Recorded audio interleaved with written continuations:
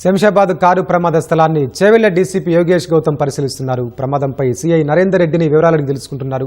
ఇందుకు సంబంధించిన మరింత సమాచారాన్ని మా ప్రతినిధి రమేష్ అక్కడి నుంచి ప్రత్యక్ష ప్రసారం అందిస్తారు.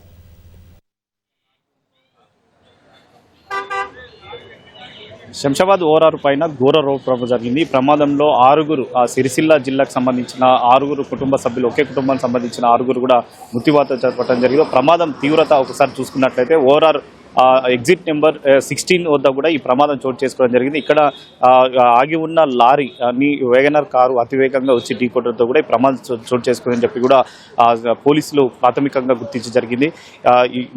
కొద్దిసేపటి కిందనే దాదాపు వీళ్ళు యాదగిరిగుట్ట నుంచి నేరుగా సిరిసిల్ల జిల్లాకు వెళ్తున్న క్రమంలోనే ఈ ప్రమాదం చోటు చేసుకుందని చెప్పి కూడా ఇటు స్థానికంగా వాహనదారులు అయితే చెప్తున్న పరిస్థితి అయితే ఉంది. ఆగి ఉన్న లారీ అతనికి సంబంధించి కూడా లోడ్లతో ఇటు చౌటుప్పల్ నుంచి ఇటువైపు వెళ్తున్న క్రమంలో కూడా ఒక శంషాబాద్ సమీపం రాగానే ఓఆర్ఆర్ పైన పూర్తిగా ఎగ్జిట్ పూర్తిగా ఓఆర్ఆర్కి సంబంధించి రోడ్డు పక్కకు తర్వాత ఆ కారు దాదాపు అతివేగంగా రావడంతో ఈ ప్రమాదం చోటు చేసుకుందని చెప్పి కూడా ఇటు లారీ డ్రైవర్ కానీ తర్వాత లారీ డ్రైవర్ క్లీనర్ కూడా కొద్దిసేపటి ముందు అయితే చెప్పడం జరిగింది. షోల్డర్ లైన్ తర్వాత ఆగిన వెహికల్కి వెనకాల నుంచి దొంగింది కాబట్టి మేబీ డ్రైవర్ అలసిపోయినట్టు ఉంటారని అనిపిస్తుంది. దర్వాజాని మెకానికల్ అది ఇన్స్పెక్షన్లో వెహికల్ ఇన్స్పెక్షన్లో తెలిసిపోతుంది. ముగ్గురు కిడ్స్ ఉన్నారు, తర్వాత 2 మేల్ 2 ఫీమేల్. 7 మెంబర్స్లో 1 ఈజ్ అండర్ గోయింగ్ ట్రీట్మెంట్.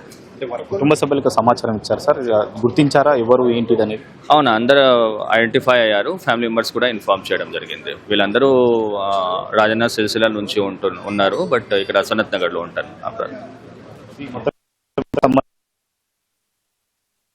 జరిగింది. ఘటనాస్థలానికి వచ్చిన తర్వాత ఇక్కడ ప్రమాదం చోటు చేసుకున్న వెంటనే కూడా ఘటనాస్థలానికి వచ్చి కొంతవరకు దాంట్లో కారులో మొత్తం నుజ్జు కావడంతో కూడా దాదాపు దాంట్లో కొంతమంది ఉన్నారని వెంటనే దాంట్లో ఉన్న మృతదేహాలను అయితే తీసి తర్వాత ఉస్మానియా ఆసుపత్రికి పోస్ట్మార్టంకి అయితే పంపిస్తున్నారు. కానీ ఈ ఘటన జరిగిన సమయంలో అయితే అతివేగంగా రావడం, తర్వాత నిద్రమత్తుల్లోనే ఈ ప్రమాదం జరిగి ఉండొచ్చు అని చెప్పి కూడా పోలీసులు ప్రాథమికంగా అనుమానిస్తున్నారు. పూర్తి స్థాయిలో దర్యాప్తు చేసినట్లయితే దర్యాప్తులో భాగంగా మరికొన్ని విషయాలు తెలిసాయని చెప్పి కూడా అధికారులు అయితే చెప్తున్నారు. కానీ ఈ ప్రమాదం ఎవరైతే ఒకే కుటుంబం సంబంధించిన కుటుంబ సభ్యులు చనిపోవడం జరిగిందో వారికి సమీప బంధువులకైతే సమాచారం జరిగింది. వీళ్ళంతా మృతులైతే రాజన్న సిరిసిల్ల జిల్లా వాసులుగా గుర్తించారు. తర్వాత హైదరాబాద్లో నివాసం ఉంటున్నారు. అయితే నిన్న అంటే ఈరోజు ఉదయం కూడా యాదగిరిగుట్ట దర్శనానంతరం తిరిగి ఇక్కడ సనత్నార్లో నివాసానికి వెళ్తున్న క్రమంలోని ప్రమాదం చోటు చేసుకుందని చెప్పి కూడా పోలీసులు అయితే చెప్తున్న పరిస్థితి అయితే ఉంది. 4 స్టూడియో.